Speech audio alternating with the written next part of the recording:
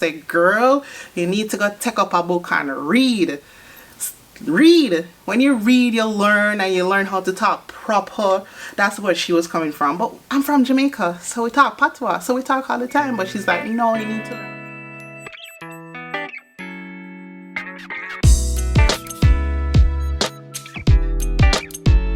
Hi guys, welcome back to my channel. This is your girl Nicole, your self-proclaimed life encourager, where my mission is to assist, encourage, and inspire you to become the best version of you. Yes, you. I'm talking to you. Don't look around. I'm talking to you. Alright, if this is your first time to my channel, welcome. And for my everyday subscribers, welcome back. Please do me a favor before we get into this video. If you like my content so far, please like, please subscribe, please hit that notification bell. Tell a friend what I'm doing here. It's all about becoming the best version of you, and I'm encouraging everyone to become the best version of themselves. So now that's out of the way, in today's video, I am going to walk through 3 books that I read this year that had some impact on me, on my journey on becoming the better version of myself.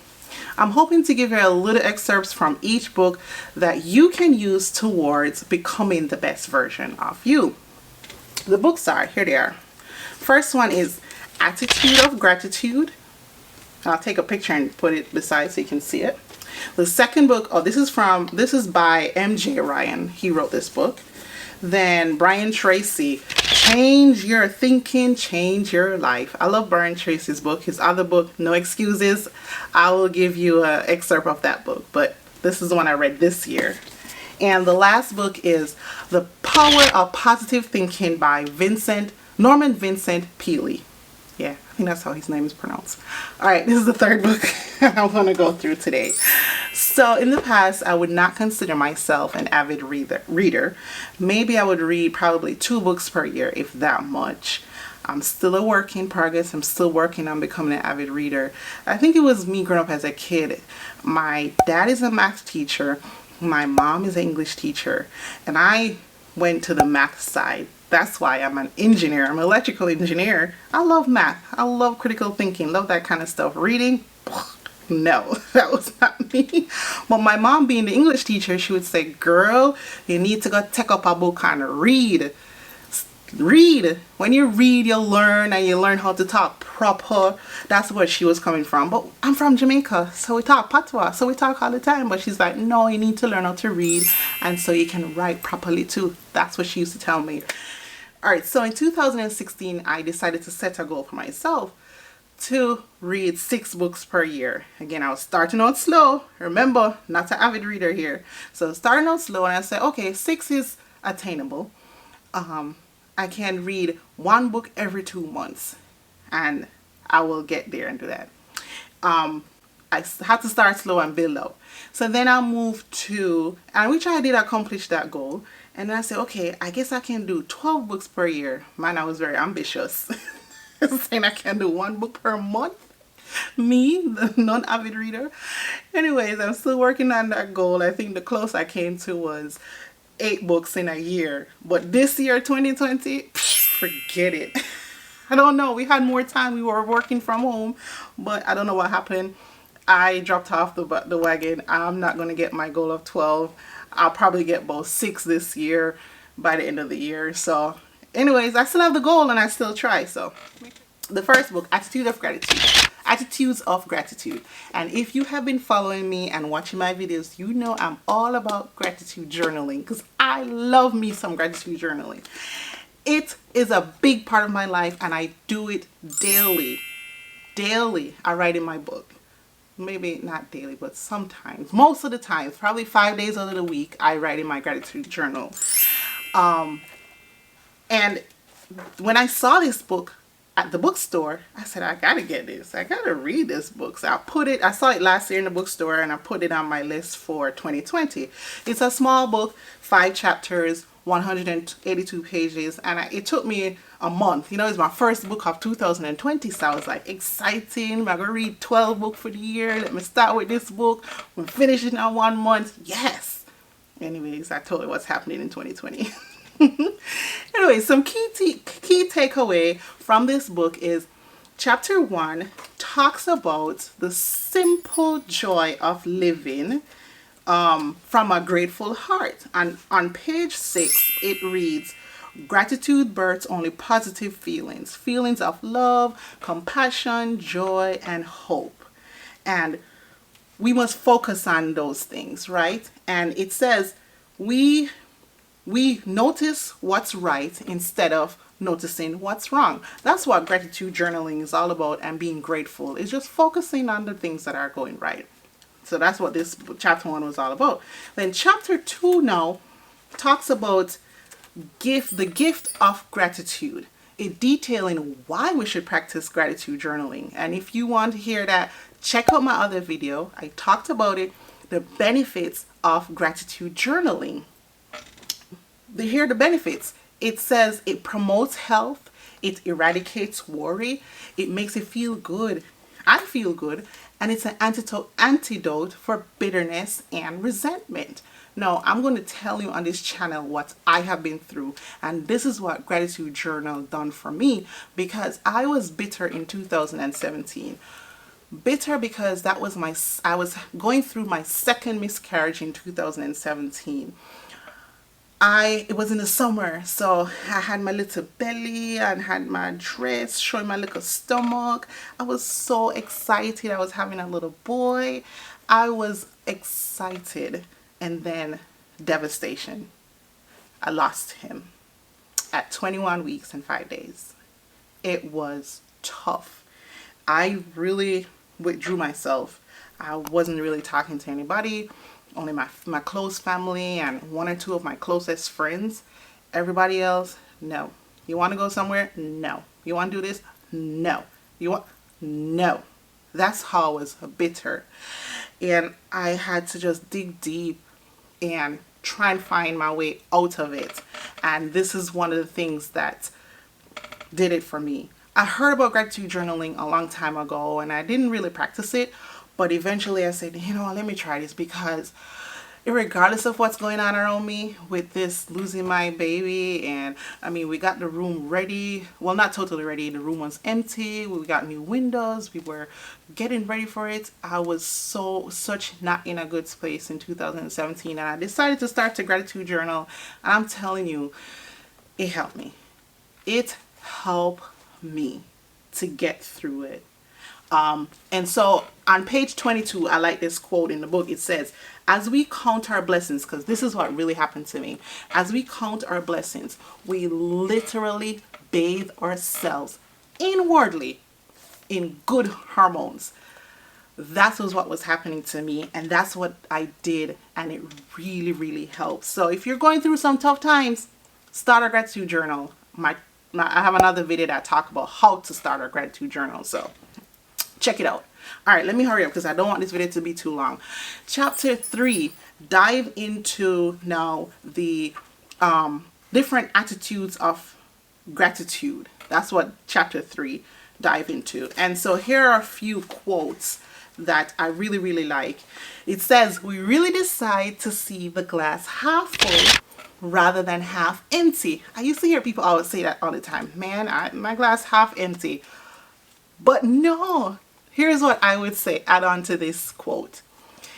I see the glass half full. I'm so grateful I have a glass and something in it. Some people don't even have a glass. You have a glass and something in it and you're complaining? No, I'm so grateful that you have a glass and something in it. So that's the attitude we should have. That's the attitude of gratitude. So while gratitude is a feeling, it can be cultivated. Our attitude has the ability to enable us or disable us. The attitude of gratitude, that's what it does. Either it enable you or disable you. Then chapter 4 just kind of talk through how to practice gratitude, which I talked through in my other videos, how to start a gratitude journal. So go check it out. I love this book topic was really good, so you see I spent most of the video on the gratitude because I love gratitude. All right, let's move on to book number 2. Book number 2 is talking about change your thinking, change your life. It has 12 chapters. This book has 12 chapters and 245 pages. Man, and this is when quarantine hits, and this book took me 3 months to read. I don't know, I was struggling. The struggle was real during them times. So anyways, the font is kind of small too, but no excuse for me taking 2 months or 3 months to get it done. But the key takeaway on page 240, I'm going to read through real quickly. It says, it has a summary, and that's what the summary is. It says, your possibilities are unlimited. Change your thinking. Change the way you think of yourself, your abilities, your potential. We have a lot of potential as human beings, so change that and make it more positive and not negative. Change your life. You come into this world as pure potential. You think God just put us on this world for just sit down? No, we have potential. So come on, man, use that potential. Dream big. I'm actually reading another book right now called Imagine Big by Teresa Foy. Love it. And this is what it's saying to the true starting point of living the kind of life that is possible for you is to create an exciting future. So dream big, create a future that is exciting. Change your thinking, change your life. Remember, that's the title of the book. Number 4, decide to become rich. And he's not talking about all just that money. He's saying that you should take control of your financial journey, control of your finances, and begin to do things that will make you more financially stable. Take charge of your life, commit to excellence, put people first. The quality and quantity of relationships will have more of an impact on your success and happiness than any other factors. Good relationship, developing good relationship with people. Think like a genius. Unleash your mental powers. Supercharge your thinking. Create your own future. Nobody else can create your future for you. You need to create your own future. Live a great life. Mental fitness, and this is the part I really loved in this book. It says, mental fitness is very much like physical fitness. People don't understand that, same way you have to get up and exercise to lose this weight. That's how you exercise your brain. Mental fitness is very much like physical fitness. It takes a long time and a lot of hard work to achieve it and maintain it, but it is worth every bit of effort you put in it. The payoff can be extraordinary. I am living proof of the payoff. I'm living proof of the change in your mind, because again, I was spiraling. I was going down in that bitter, I'm gonna only have a half a glass, my glass half empty. That's where I was heading. All right, so the third book is The Power of Positive Thinking. This book has 17 chapters, 218 pages. As soon as I opened this book, I was like, okay, I'm going to like it. You know why? Because it appealed to my faith in Christ. The first thing it says, the greatest positive thinker who ever lived is with us today. In person, his name is Jesus Christ. That's on the first page of the book. So I'm like, yeah, I'm going to like this book. And I really like the book because Norman Vincent, I call him Vincent like he's my friend. He really was honing into the Bible verses. He said, as I reread the words of Jesus, I discovered that he focused not on people's weakness, but on their strengths, not on their shortcomings, but on their possibilities, not on their failures, but their success. I'm talking about like Abraham, Moses. Moses couldn't talk, Moses had a issue with the way he could talk, but God still used him.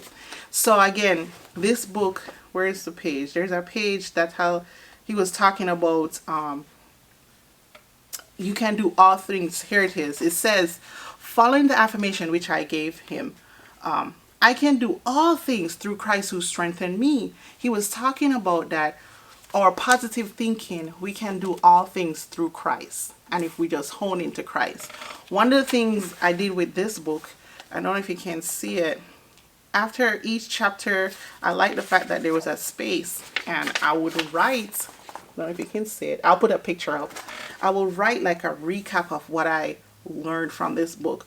This book took me a while to read it because I just don't want to read it to get to a goal. I want to read it and understand and get something from it. So I have some notes on this. And that's why I kind of don't like to lend out my books, because I write up in them, I mark them up, I do all kind of stuff with my books, highlight, different color, everything, because I read a book, I read in a book because I want to get stuff from it. Okay, so I'm challenging you, start a habit of reading. That's the challenge. If you haven't been reading, start it, and start slow. Remember me, start with 6. You can start with 2, or well, me was doing only 2. I was doing only 2, but you can start with 6 or 4. So set a goal of the number of books you want to read, right? Pick out the books, pick out the next books. So I'm done with these 3. I have my other book over there that I'm reading right now, and here, I don't know if you can see it in the camera, here are my next set of books that I have ready to read. So when I'm finished with that book, I just pick up from the top of the pile and read, and put on the pile that I'm already reading. I don't have to think about which book I'm going to read next. I have my books set out for the year, and so it gives you, it make it easier for you to figure out which book you're going to do next. So these are my next set of books, and I try not to buy no more books until I read off these books, because my house will be full of books. But anyways, set a goal, pick out your books that you want to read in the next few months, set a time when you'll read daily, and for how long. I either do read for 30 minutes, or if I'm crunched for time, I just say, okay, set the timer, 30 minutes, read wherever the timer finish, or wherever I finish reading when the timer is done, that's it. Or if I have more time, if I'm on vacation, or, you know, I just have more time, I set a goal to read 25 pages. Just 25 pages. You set that goal, because if you don't set a goal, you don't know where you're going, you don't know what you're doing. So I set that goal. All right.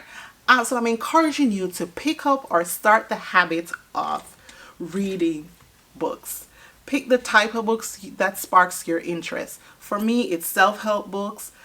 Some people like fiction, some people like history, business book, or do a mixture. Whatever it is, develop a plan to begin reading. Okay? Because reading is essential.